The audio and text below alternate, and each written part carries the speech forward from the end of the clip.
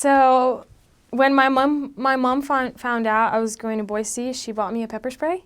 So I'm not sure if I was allowed to have a pepper spray, but I carried on my bag. And we had we had some buildings that we couldn't go at night. So our bishop told us, no, your sisters, like, don't come here after 8 or something. And so we had some places that we would avoid.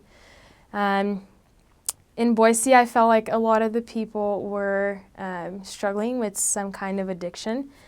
And at least in where I served.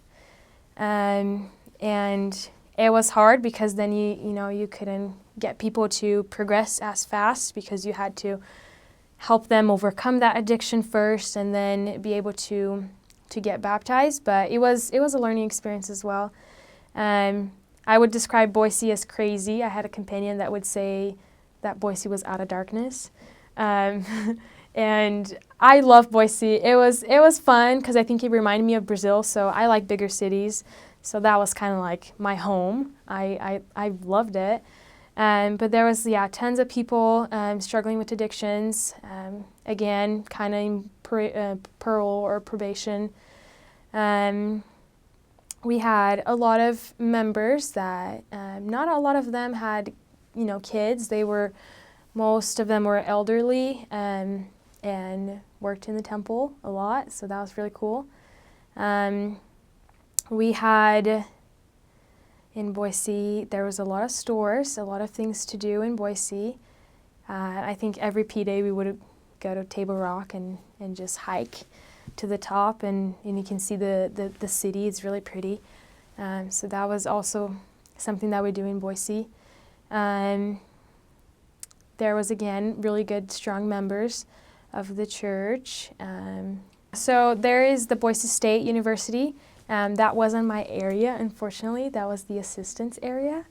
They were very lucky because everybody wanted to serve there. But it was really cool because football games, everybody would dress up with BSU colors, and that was also a good way to start talking to people like, hey, do you like football? Like, is BSU your team? And we would always try to talk about BSU and Boise State. A lot of people go to Boise State there.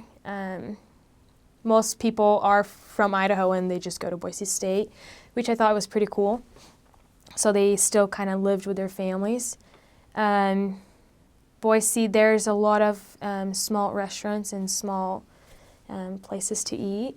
Unfortunately, I didn't go to a lot of them because you're a poor missionary, but the members took us out sometimes. They have this, it's a potato ice cream, and that was so cool because it's a vanilla ice cream, but they put powder on the outside, and so it looks like a potato, but it's an ice cream, and it tastes fabulous. And so that was really cool because every time that there was a new missionary or a missionary going home, we would always ask have you had the potato ice cream?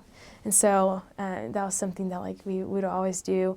And they have this, it's kind of super popular in Boise, but it's a wood store that they have wood glasses and wood wallets and just everything made out of wood. But missionaries have had 75% of discount, and so we would always buy stuff from that store. So all the missionaries, you would see them walking around with glasses from Proof. And so it was really fun. It was our mission tradition. Everybody had to have glasses from Proof. But that was super fun. And then just people in Boise just know about that. And in Boise, just a cool story. One of the members worked in a really tall building, and he had access to the very last little place in the building. And so we got to go to the very top and see the whole city, and so that was really fun. The whole place had glass windows, and so it was really cool just to see Boise, the whole city. There's also the Capitol building, and we had a member that would take the missionaries for tours inside of the Capitol building, and he would always tell us that we needed to be quiet so we could be a good example for the senators and and the people that were there. So it was really fun. We actually went to a live, I don't know what they called, but they were having a session going on, and we were sitting on the top, and there's a few members of the Senate that are members of the church. And while they were there, one of the senates that are from our church, he stood up and said, well, we would like to recognize the missionaries for the Church of Jesus Christ of Latter-day Saints. And so everybody started clapping for us. And that was like really cool, because then that goes in the book that they have.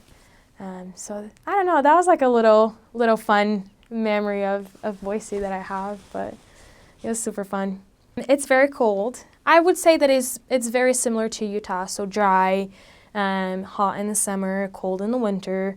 I was there and it wasn't very cold. It was pretty cold, but we had cars and so we were fine.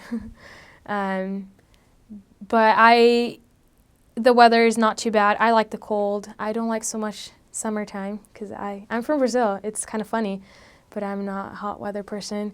But people go to cabins all the time from Boise and Meridian. They just like to go fishing. They're very outdoor people, and so that's really cool, because you would always see people on the street, and it would make it easy for you to talk to them because they're always doing something. So very hardworking people, very loving people. The majority of them, we would knock on their doors.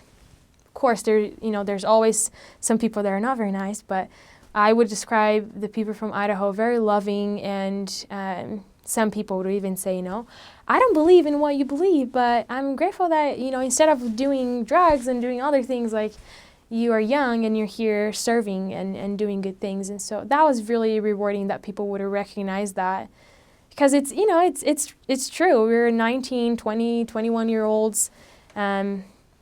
Instead of partying and doing different things, we're dedicating our time to serve the Lord. And so that was really cool that people recognize and acknowledge that,